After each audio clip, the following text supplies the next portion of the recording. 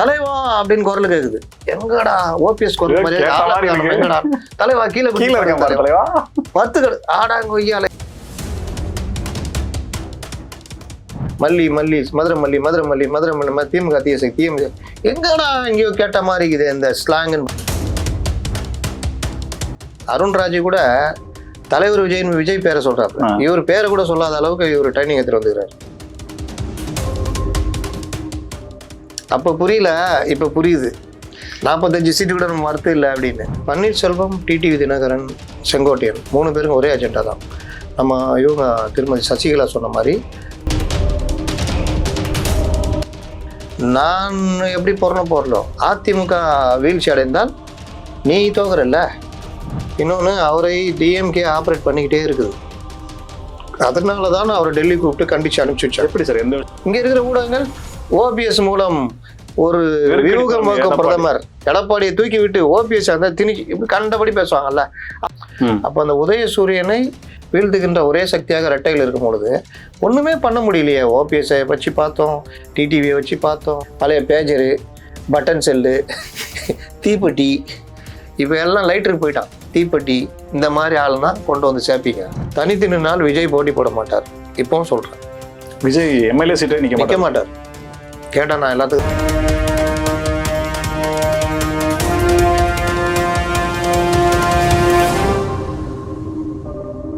Spectrum Tamil நேயர்களுக்கு வணக்கம். நம்மோடு மூத்த பத்திரிகையாளர் அப்துல் முத்தலிப் இருக்கிறார். பேசலாம் சார். வணக்கம். வணக்கம். பரபரப்பான தமிழக அரசியல் களம் அப்படின்னு சொல்லலாமா? என்னன்னா ஓபிஎஸ் சமீபத்தில் ஒரு அறிக்கை விட்டிருக்காரு. என்ன, பாஜகவோடு இதுவரைக்கும் நெருக்கமாக இருந்தவர் மகாத்மா காந்தி தேசிய ஊரக வேலை வாய்ப்பு உறுதி திட்டம் பெயர் மாற்றம் சம்பந்தமாகவும் அந்த ஃபண்டினுடைய பணம் ஷேரிங் விஷயமாகவும் ரொம்ப காட்டமான ஒரு பதிவு பண்ணியிருக்காரு. ஓபிஎஸ் நிலைப்பாடு என்ன? ஓபிஎஸ் தன்னை தனிமைப்படுத்திக்கிட்டு கொஞ்சம் தன்னை வேற மாதிரி காமிக்கணும்னு பார்க்குறாரு.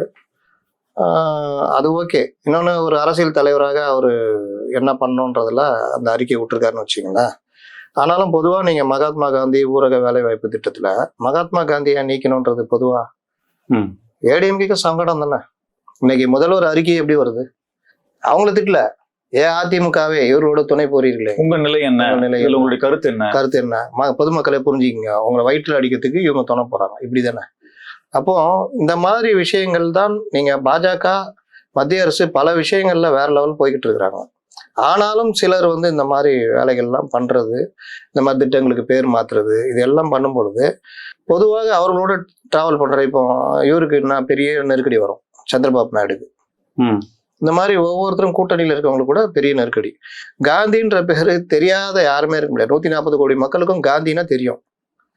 அப்போ நீங்க இந்த பீம்ஜி ராம்ஜின்னு ஏதாவது ஒன்று மாத்தினீங்கன்னா அது எத்தனை பேருக்கு தெரியும்? எத்தனை இது அது ஒண்ணு. வரவேற்க வேண்டிய விஷயம் என்ன? 125 நாள் ஆக்குறது வரவேற்க வேண்டிய விஷயம். அதை டிஜிட்டலைஸ் பண்ணது வரவேற்க வேண்டிய விஷயம். ஏன்னா அதுலதான் பல ஊழல்கள் நடக்குது. அப்போ டிஜிட்டலைஸ் பண்ணும்போது ஊழல்கள் சரியான நபருக்கு போய் சேரும். இந்த ஜிபிஎஸ் அதுக்குள்ள கொண்டு வரும்போது அதுவும் ஒரு நல்ல விஷயம். ஊழல் முறைகேடை தடுக்கும். ஏன்னா 50 பேர் வேலை செய்யற 100 பேர்னு கணக்கு எழுத முடியாது. அப்போ அங்கே ஜிபிஎஸ் கண்டுபிடிச்சிடலாம். அந்த மாதிரி பல விஷயங்கள் இது பண்றாங்க. டிஜிட்டலைஸ் பண்ணும் பொழுது பயனாளர்களுக்கே நேரடியாக அவங்க வங்கி கணக்கு பணம் போற ஏற்பாடுலாம் நடக்கும். அதை மீறி இவங்க வாங்கிக்கிறான்னு அது வேற விஷயம். ஆனால் பெரும்பாலும் இந்த முறைகள்ன்றது நல்ல விஷயம். ஆனால் மாநிலத்திற்கான நிதி சுமையை அதிகப்படுத்துற மாதிரி 40% நீங்க கொடுக்கணும், 60% நாங்க கொடுப்போம்ன்றது எல்லா மாநிலம் ஏற்கனவே இப்போ நம்ம முதலமைச்சர் சொன்ன மாதிரி ஜிஎஸ்டியில பாதியா குறைச்சதுலயே பெரிய சிக்கல். நமக்கு லாபம், மக்களுக்கு, தொழில் முனைவர்களுக்கு, சிறு குறு தொழில் பண்றவங்களுக்கு எல்லாருக்குமே அது நல்ல விஷயம் ஜிஎஸ்டிக்கு குறைச்சது. ஆனால் இவர்களுடைய பெரிய வரி வருவாய் போச்சு இல்லை. இவங்க அதை வச்சுட்டு இன்னைக்கு முதலமைச்சர் புலம்பியிருக்காரு, இதெல்லாம் குறையும் பொழுது 40% வரை ஏத்துறீங்க அப்படின்னு. அப்போ இந்த மாதிரி விவகாரங்கள்ல மத்திய அரசு கொஞ்சம் ஒரு 20% 80% மாதிரி பரிசீலிக்கிற வேலையா பண்ணிருக்கணும். ஆனா எதையும் பண்ணாம அது சட்டமா நிறைவேற்றுறதுக்கான வேலைக்கு போகுது. சார், உள்ளபடியே இந்த குற்றச்சாட்டுக்கள், இதில் இருக்கக்கூடிய இந்த விஷயங்கள், சரத்துக்கள் அப்படிங்கிறது கவனிக்கத்தக்கதா இருந்தாலுமே கூட இவ்வளவு நாட்கள் மத்திய அரசினுடைய இந்த மாதிரி நடவடிக்கைகளை பன்னீர்செல்வம் விமர்சிச்சாரா? இப்போ இவர் விமர்சிக்கிறார் அப்படின்னா பன்னீர்செல்வம் பாஜக என்டிஏ கூட்டணியிலிருந்து விலகி போறாரா? அவருடைய மோட்டோ என்ன? அவர் எதை நோக்கி நகர்கிறார் என்ற ஒரு கேள்வி வைக்கணும். அது பன்னீர்செல்வம் தான் கேட்கணும். ஆனா அவரை கிட்டத்தட்ட என்டிஏ கூட்டணிக்குள்ள கொண்டு வரதான் பண்றாங்க. அவருக்கு என்ன ஒரு பயம்னா, நம்ம என்னதான் இவ்வளோ ஆட்டம் ஆடிட்டோம், என்டிஏ கூட்டணி இவங்க சொல்லி கொண்டு வந்தாலும் நம்மளை மட்டும் தோக்கடிச்சு என்ன பண்றது அப்படின்ற ஒரு பயம் இருக்குது. இன்னொன்னு, அவரை டிஎம்கே ஆப்ரேட் பண்ணிக்கிட்டே இருக்குது. அதனாலதான் அவரை டெல்லி கூப்பிட்டு கண்டிச்சு அனுப்பிச்சு வச்சாங்க. எப்படி சார் எந்த விஷயத்துல அந்த அந்த ஆணித்தரமான கருத்து? ஏன்னா நீங்க ஒரு நகர்வு இருக்கு அப்படின்னா ஒரு கருத்தை பதிவு பண்றீங்கன்னா அதுக்கான விஷயம் 2022 இருந்தே நீங்க பாத்தீங்கன்னா அவரு சட்டசபையிலும் சரி மற்ற விஷயங்களிலும் சரி, எடப்பாடி பன்னீர்செல்வம், டிடிவி தினகரன், செங்கோட்டையன் 3 பேருக்கும் ஒரே அஜெண்டா தான். நம்ம இவங்க திருமதி சசிகலா சொன்ன மாதிரி தனிநபர் வெறுப்பு. நம்ம கூட இருந்தாலும் இன்னைக்கு இப்படி இருக்காரு அந்த கோபத்தினால அடிப்படையில தான் அவங்க அதிமுகவே அணுகுறாங்க. எனக்கு ஒரு கண்ணு போனாலும் பரவாயில்ல, உனக்கு 2 கண்ணு போச்சான்ற மாதிரிதான். நான் எப்படி போறலோ அதிமுக வீழ்ச்சி அடைந்தால் நீ தோக்குறல்ல. எடப்பாடி கே பழனிசாமி கிட்ட இப்படி கும்பிட மாட்டேன், ஆனா அதே விஜய் கிட்ட போய் நான் எங்களுடைய தளபதி அப்படின்னு தள்ளி விட்டா ஓரம் போய் நிப்பேன். மைக்கு இந்த மைக்ல பேசாதீங்க, அந்த புரட்சி தளபதின்னு சொல்லுவேன். அருண்ராஜ் கூட தலைவர் விஜய் பேரை சொல்றாரு, இவர் பேரை கூட சொல்லாத அளவுக்கு இவர் ட்ரைனிங் எடுத்துட்டு வந்துக்கிறாரு. அப்ப இந்த மாதிரி இவர்கள் இருக்கிறதுக்கு அதான் காரணம். டிடிவி தினகரனுக்கு உரிய மரியாதை கொடுப்பாங்கன்னா எனக்கு கோபம் இவர் மேலதான். முதலாளியே மாத்து அப்படின்னா அது எந்த ஊர்ல அது பொருந்தும்? அப்ப வெளியில போறதுக்கு எல்லா ஏற்பாடும் பண்ணுன்றது இது ஒரு பார்ட்னா. அந்த மாதிரி தான் இவர் நடுவுல கட்சி ஆரம்பிக்கலான்னு முடிவு பண்ணார்ல. சட்டசபையில இருந்து எல்லாத்துலயுமே டிஎம்கே அசைன்மெண்ட்ல இயங்கினாரு. இவங்க எல்லாருமே நீங்க அண்ணாமலை இந்த 4 பேர் டீமுமே டிஎம்கே அசைன்மெண்ட்ல தானே இயங்கினாங்க. 2024 அதுதானே. நீங்க 2ஆ ஸ்பிளிட் ஆகி இவர்கள் 100% வெற்றி அடைகிறதுக்கு யார் உதவி பண்ணா? இந்த கூட்டணி தானே உதவி பண்ணுச்சு. உள்ள இருந்துகிட்டே உள்ளடி வேலை பார்த்தாங்க. கூட்டணியை முறிக்கிற வேலை பார்த்து முறிச்சாங்க. முடிச்சதுனாலதானே 2 எதிரிகள் பிளவுபட்டதுனால தானே அவங்க ஜெயிச்சாங்க. பிரஷர் பூரா இபிஎஸ் மேல. தொடர் தோல்வி, அவர் ஜெயிக்கல, அவரு கட்சி ஆட்சியில் இருக்கும்போது அவரு கட்சிக்கு வந்தது, ஆனா இப்போ அவரு ஆட்சியில் இல்லாம இவ்வளவுதான் இருக்காங்க. அந்த விமர்சனங்கள்லாம் அவர் மேல. ஏன்னா இப்படி பண்ணா நமக்கு இருக்கிற ஒரே எதிரி இன்னைக்கு உதயசூரியனா ரெட்டையில தான். அதை ஒழிக்கணும்ன்றதான் அவங்க முழு முயற்சி எடுக்கிறாங்க. அதற்கு கோடாரி கம்புன்னு சொல்லுவாங்க. மரத்தை வெட்டுறதுக்கு கம்பாக பயன்பட்டவர் தான் இவங்க எல்லாருமே. ஆனா இவங்க நெஞ்சில பாக்கெட்ல ஜெயலலிதா படம், எம்ஜிஆர் படம் வச்சுக்குவாங்க. ஆனா அந்த எம்ஜிஆர் ஜெயலலிதா உருவாக்குன அந்த அதிமுகவை எந்த வகையிலும் வீழ விட மாட்டேன். அதிமுகவுடைய அடிப்படையே திமுக. இன்னைக்கு சொல்றாருல தீய சக்தின்றாருல, அந்த தீய சக்தின்றது தாரக மந்திரமா வச்சு இயங்குறது அதிமுக தான். ஏதோ இவர் கண்டுபிடிச்ச மாதிரி மல்லி மதுரை மல்லி திமுக தீய சக்தி. எங்கடா எங்கேயோ கேட்ட மாதிரி இருக்குது இந்த ஸ்லாங்குன்னு பார்த்தா மதுரை மல்லின்ற மாதிரி அந்த இது. அப்போ அந்த விவகாரத்துல எடப்பாடி பழனிசாமி தான் இதுக்கு தடையா இருக்காரு. அவரை நகர்த்திட்டா ஏடிஎம்கே ஒண்ணு இல்லாம போயிடும், நமக்கு ராஜ்யம் அவுத்து விட்ட மாதிரி அப்படின்னு டிஎம்கே கருதி ஒர்க் பண்றதுலதான் கருவியாக கோடாரி கம்பாக பயன்பட்டவர் தான் ஓபிஎஸ். அவருக்கு எந்த காலத்திலையும் அதை பத்தி கவலை இல்லை. நான் இன்னும் சிம்பிளா சொல்லணும்னா, பிஜேபி தானே ஓபிஎஸ் ஏடிஎம்குள்ள திணிச்சது. ஒருங்கிணைப்பாளர், துணை முதல்வர் வாங்கி கொடுத்தது யாரு? பிஜேபி தானே. எதுக்கு அமைச்சிருப்பாங்க? நாங்க சொல்றது செய்யி, நீ ஒரு பெரிய பார்ட்டு உனக்கு கீழே வர்ற மாதிரி நீ பண்ணு. ஒரு பொம்மை அரசாங்கமா ஓபிஎஸ் வச்சு பண்ணிக்கலான்றதுன்னு அவங்க ஐடியா. அது அவங்க ஐடியா, அதுல தப்பு சொல்ல முடியாது. ஆனால் அதுக்கு நீங்க பயன்பட்டீங்களா? உங்களால ஒரு ஆணையை கூட நகர்த்த முடியல, ஒரு செங்கல் கூட உருவ முடியல. ஏன்? என்ன காரணம்னா அவருக்கு அந்த திறமை கிடையாது. எடுப்பார் கைப்புல தான் அவரு. குருமூர்த்தியே அவர் கையில எடுத்து வேலை வாங்கினாருன்னா என்ன? வெளியில வேற வந்து சொல்லிட்டாரு. அப்போ அந்த ஓபிஎஸ் ஒரு கட்டத்துக்கு மேல டிஎம்கே கூட ஏங்க செங்கோட்டையன்னு இவங்க ஆப்ரேட் பண்றாங்க. பிஜேபி தாவேக்காக போய்க்கோ, நீ போறல போயிடும் முடிவு பண்ணிட்ட, தாவேக்காக போன்றாங்க. டிஎம்கே ஓபிஎஸ் இவர்களை வச்சே பேசுறாங்க செங்கோட்டையன்ட்ட, நீங்க டிஎம்கே போங்க அப்படின்ற மாதிரி ஆஃபர் கொடுக்குறாங்க. ஒரு கட்டத்துல மிரட்டி தான் அவரை தாவேக்காக அனுப்புறாங்க. யார? இவரை. அதான் ஸ்லீப்பர் செல்லுன்ற. நான் திரும்ப செங்கோட்டையன் ஸ்லீப்பர் செல்னா அதுதான். அப்போ ஓபிஎஸ் பாக்குறாங்க, நீ இந்த லெவல் போறியா, இவர் கட்சி ஆரம்பிச்சு டிஎம்கே கூட ஒரு 3-5 சீட்டு வாங்கிக்கலாம். உதயசூரியனால அவர் அதை பத்தி கவலைப்பட மாட்டார். அப்படி பண்ணலான்தான் அவருடைய ஐடியா. இல்லையா தாவேகா பக்கம் போனா ஏதாவது பண்ணிக்கலாம் அப்படின்னு. இது ரெண்டும் நீ பண்ணக்கூடாது, நாங்க பேசுவோம், இரு கட்சியில ஆரம்பிக்கிறவளை வச்சா அவ்வளவுதான்றதான் மிரட்டி அனுப்புறாங்க. இப்போ அவர் அப்பப்ப அவர் அந்த இதை காமிச்சுக்கிட்டே இருப்பாரு. இந்த சுட்டி பசங்களை இழுத்து கை பிடிச்சிருந்தாலும் போற வழில பிடிச்சி ஏதாவது இழுத்து போடுவாங்க, தான் பண்ணுவோம். அந்த மாதிரி ஏதாவது பண்ணிட்டு இருக்கிறாங்க.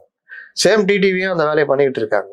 இது எல்லாமே ஜனவரி எண்டுக்குள்ள ஒரு முடிவுக்கு வந்துடும். அநேகமா ஜனவரி 13 இவர் வராருல பிரதமர், அப்பவே கிட்டத்தட்ட அதுக்குள்ளேயே முடிச்சு விட்டுருவாங்கன்னு நினைக்கிறேன். ஒரு கட்டத்துக்கு மேல போனாங்கன்னா அவங்களுக்கு தான் அது சிக்கலா மாறும்.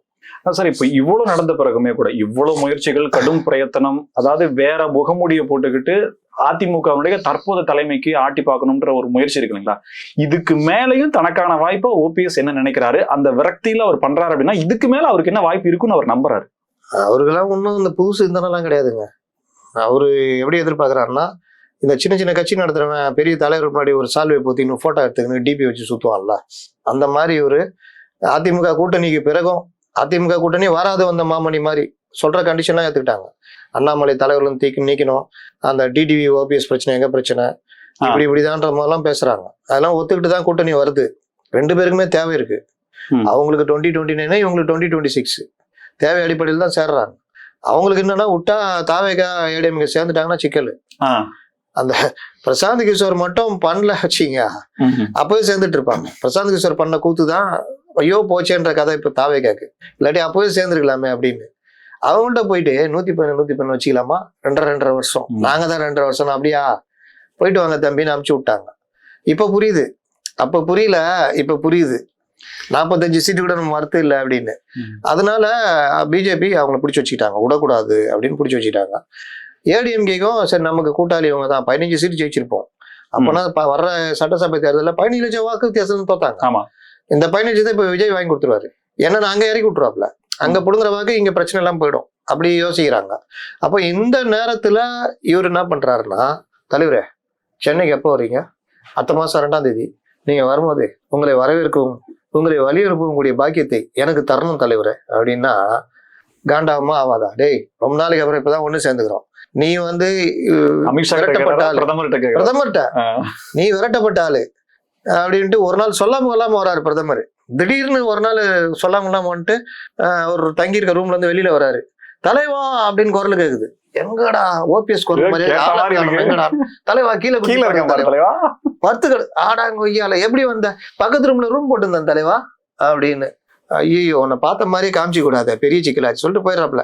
அடுத்த தடவை இந்த இது வரவேற்பா கிடையவே கிடையாது, வேலையை பாரு, நான் பேசுறேன்னு சொல்றோம்ல, கொஞ்சம் பொறுமையா இருக்கும். இவருக்கு என்னன்னா அவரு கூட நின்று ஹீன்னு ஒரு இதெல்லாம் கொடுத்து போட்டோ பாத்தியா நாங்க தான் இங்க இருக்கிற ஊடகங்கள் ஓபிஎஸ் மூலம் ஒரு வியூகம் வகுக்கும் பிரதமர் எடப்பாடியை தூக்கி விட்டு ஓபிஎஸ் அந்த திணிச்சு இப்படி கண்டபடி பேசுவாங்கல்ல, அவர்கிட்டயே போயிட்டு ஓபிஎஸ் இப்பவும் பிரதமரோட சந்திக்கிறாரு, உங்களை நீக்குவதாக திட்டம் இருக்கிறோம்னா இது கூட்டணி உடைக்கிறவள் தானே, அதுக்குதான் அவங்க இடம் கொடுக்கல.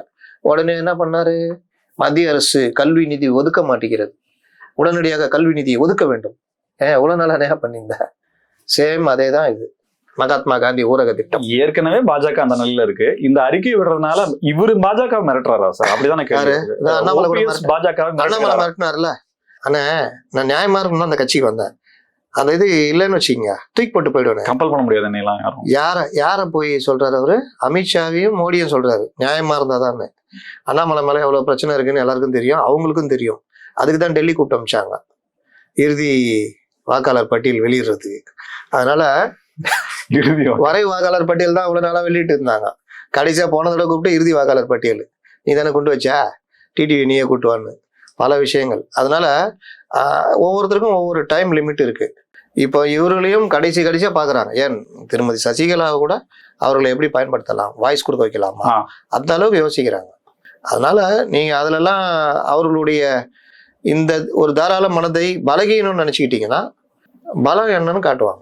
நரேட்டிவ் செட் பண்றாங்கல்ல சார், அதிமுகவை முழுமையாக கொஞ்சம் கொஞ்சமாக அரிக்கிறது பாஜக, அதிமுகவை நீக்கிவிட்டு அந்த இடத்தில் பாஜக அமர்வதற்கான முயற்சியாகத்தான் இப்படி இருக்கு, கபலீகரம் செய்கிறது, இந்த நரேட்டிவ் செட் பண்றாங்கல்ல சார், இதெல்லாம் உண்மைன்னு நம்புறவங்களுக்கு நீங்க என்ன சொல்ல வர்றீங்க?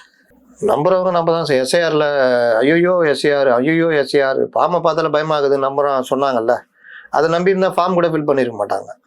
அதனால நடைமுறை பல விஷயங்களை மாற்றும். நான் முதல்ல சொன்னேன்ல, இந்த உதயசூரியன்னா ரெட்டையில, அப்ப அந்த உதயசூரியனை வீழ்த்துகின்ற ஒரே சக்தியாக ரெட்டையில் இருக்கும் பொழுது ஒண்ணுமே பண்ண முடியலையே. ஓபிஎஸ்ஐ வச்சு பார்த்தோம், டிடிவியை வச்சு பார்த்தோம், அண்ணாமலையை வச்சு ஆப்ரேட் பண்ணி பார்த்தோம், ஒண்ணுமே பண்ண முடியல. 21% நிக்கிறாங்கல்ல, மீண்டும் ஒண்ணு சேர்ந்துட்டாங்க. எவ்வளவு மைனஸ். இதுக்கு பெரிய பிரச்சனை இருக்கு. இந்த 3-4 பேர் தான். எடப்பாடி முகமா இருக்காரு, கூட பின்னாடி 2 பில்லரு, எஸ்பி வேலுமணி, தங்கமணி, வட மாவட்டத்துல ஒரு பில்லர், 3 பேருக்குள்ள தென் மாவட்டத்துல ஒரு பில்லரு. இந்த பில்லருக்குள்ளேயே சண்டைன்னு சொல்லுவோம். என்னென்னவோ பண்ணி பார்க்குறாங்க அந்த இது அசையில. அப்போ பொதுமக்கள் மத்தியில் நான் தான் சொல்றேன், பத்திரிகையாளர் கேள்வி கேட்க வரவங்களே, சார் எல்லாம் ரெகுலராக போய்கிட்டே இருக்காங்களாமே சார், இது பண்றாங்களே, அதிமுக இருந்து வெளிய யாருங்க போறாங்களா? போய்கிட்டே இருக்கா சொல்லுங்க சார். செங்கோட்டையன் ம். செங்கோட்டையன் போனாரு, வேற செங்கோட்டையன் கூட எவ்வளோ பேர் 230 பேர் போயிடறாங்க. வேற சார் இது மைத்ரேயன். அன்வர் ராஜா கூட எவ்வளோ பேர் போனாங்க? அவர் மட்டும் தான் சார் போனார். மைத்ரேயன் அவர் மட்டும் தான் போனாரு. அப்புறம் போயிட்டே இருக்கிறார் சார். இன்னும் கொஞ்சம் பேர் வருவேன்னு செங்கோட்டையன் சொல்றாரு. எப்போ சொன்னாரு? ஈரோடு அந்த பரப்புரையில் பலர் வர உள்ளனர், பல முன்னாள் அமைச்சர்கள் வர உள்ளனர், அவர்களை பற்றி நான் சொல்ல மாட்டேன், சொன்ன ஹவுஸ் அரெஸ்ட் பண்ணுவாங்க, இப்படி சொன்னீங்க. ரெண்டாவது, விஜய் பேசுவது இந்தியாவே திரும்பி பார்க்க வைக்க போகிறது, ஒரு பெரிய வரலாற்று மாற்றம் வருகிறது. இதுல ஏதாவது ஒண்ணு நடந்ததா? 35 நிமிஷம் பேசுனதுல என்ன இருக்குது? ஒன்றும் இல்லைல்ல, அவ்வளோதான். அப்புறம் யாரோ வந்து சேர போறாங்க, ஏன் சேரல? இல்லை அதான் விஜயே சொல்லிட்டாரு, இனிமேல் வர போறாங்க. நான் சொல்றது இந்த கூட்டத்தில் சேர போறாங்களா? அவங்களாம் எங்க போனாங்க? தெரிஞ்சுக்கோ, நீ ஒர்க் பண்ற மாதிரி அவங்களும் ஒர்க் பண்ணுவாங்க. அதனால செங்கோட்டையனுடைய வேல்யூ என்னன்னு இப்போ அவங்களுக்கு தெரிஞ்சிருக்கும். இது இவ்வளவுதான். புஷி அவரோட பெரிய வேல்யூ உள்ளவர். அவர் என்னென்ன செய்யணுமோ அதெல்லாம் பண்ணுவாரு. இதான் நடக்க போகுது. அதனால யாரும் வர மாட்டார்கள். அப்படி வர்றவங்க எல்லாம் எக்ஸ்பைரி பார்ட்டிக்கு தான் வரும். முத்துகிருஷ்ணன் ஒருத்தர் சேர்ந்தாரு, 80 எம்எல்ஏ, அந்த மாதிரி எக்ஸ்பைரி, பழைய பேஜரு, பட்டன் செல்லு, தீப்பெட்டி, இப்போ எல்லாம் லைட்டருக்கு போயிட்டான். தீப்பெட்டி இந்த மாதிரி ஆளுனா கொண்டு வந்து சேர்ப்பீங்க. அதனால 5 பைசா பிரயோஜனம் இல்லை. இவரே எத்தனை பேர் அதுக்கப்புறம் ஒரு பிரம்மாண்ட கூட்டம் வச்சு ஈரோடு வந்தார்ல, ஒரு 2000 பேரை கொண்டு வந்து கட்சியில சேர்த்துருந்தீங்கன்னா கொஞ்சம் பயம் வரும். ஒரு 4 மாவட்ட செயலாளர், ஒரு 4 எம்எல்ஏ வந்துருவான். இப்போ ஒன்னா 2 மாசம் தான் இருக்குது முடியறதுக்கு. சட்டமும் ஒன்றும் பண்ணாது. அழகா ராஜினாமா பண்ணிட்டு வந்து ஜாயின் பண்ணணும். ஏன் ஒருத்தர் கூட உங்களால அசைக்க முடியல? ஒரு செங்கல் கூட உங்களால உருவ முடியல. அவரு தான் சொல்றாருல விஜய், களத்துல இல்லாத கட்சிகள்னு. அப்புறம் உருவ வேண்டியதானே, ஏன் உருவ முடியல? எல்லாருக்கும் எல்லாம் தெரியுங்க. எல்லாரும் ஒரு அச்சாணியில இயங்குறாங்க. இது ஜெயிக்கக்கூடிய இயக்கம், நாளைக்கு ஆட்சியை பிடிக்கலாம். நம்ம ஏன் செங்கோட்டையன் பேச்சு கேட்டு வெளியே போகணும்? விஜய்க்கே சந்தேகம் இருக்குல்ல, அவரு ஜெயிப்போன்ற இது தான் பேசியிருக்காரு, நாங்கள் ஆட்சிக்கு வந்தால் நாங்கள் ஜெயிச்சான்னு. இந்த வார்த்தையை வர வைக்கிறதுக்கு நான்லாம் ஒரு 50 பேட்டியாவது பேசியிருப்பேன். எங்கேயாவது சொன்னாரா விஜய் நான் ஆட்சிக்கு வந்தால்? எடப்பாடி சொல்றாரு, இவங்க சொல்றாங்க திராவிட மாடல் 2.1. இவர் என்னைக்காவது சொல்லியிருக்காரா? சொன்னதே கிடையாது. நேற்று தான் கூட்டத்தில் தான் லைட்டாக சொல்றாரு, நம்ம ஆட்சி வரும், நம்ம இது பண்ணணும். அப்போ கூட நான் ஆட்சிக்கு வந்தாலும் சொல்ல தைரியம் இல்லை. அப்பவும் நான் சொல்றேன்னு, தனித்து நின்னால் விஜய் போட்டி போட மாட்டார். இப்பவும் சொல்றேன், விஜய் எம்எல்ஏ சீட்டை நிக்க மாட்டார். கேட்டா நான் எல்லாத்துக்கும் எப்படி சார் ஓட்டு விழும்? அவ்வளவுதான். பிரசாந்த் கிஷோர் கதை தான். சின்ன பிரசாந்த் கிஷோர், இது பெரிய பிரசாந்த் கிஷோர். தமிழ்நாடு இருந்தது மக்கள் நல கூட்டு, சின்ன மக்கள் நல கூட்டு, இது பெரிய மக்கள் நல கூட்டு. அவ்வளவுதான். அண்ணாமலை எப்பவுமே அதிரடி பேச்சு, அதிரடியா பதில் சொல்லக்கூடியவர். அந்த வகையில அவருடைய இதெல்லாம் எனக்கு ரொம்ப பிடிக்கும். மிக்க நன்றி சார், பல்வேறு கருத்துக்கள், ஆக்கப்பூர்வமான தகவல்கள். நன்றி. நேர்களை மீண்டும் சந்திப்போம். இணைந்திருங்கள் ஸ்பெக்ட்ரம் தமிழோடு. நன்றி நேர்களே.